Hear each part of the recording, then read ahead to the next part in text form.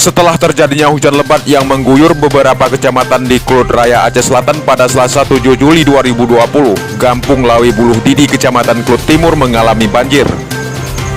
Kedalaman air yang membanjiri Kampung Buluh Didi diperkirakan lebih kurang 70 cm.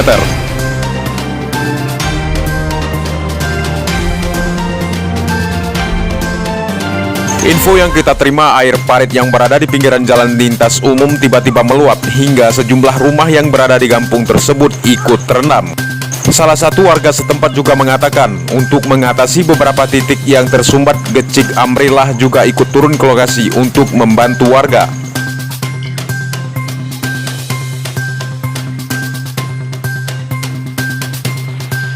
Dari video yang beredar terlihat Gecik Amrillah sedang melakukan pemindahan kayu yang tersangkut pada jembatan.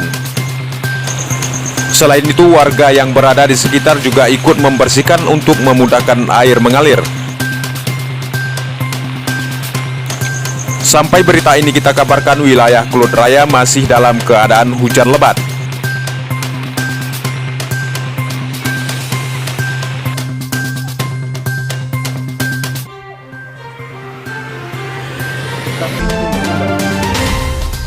Garing.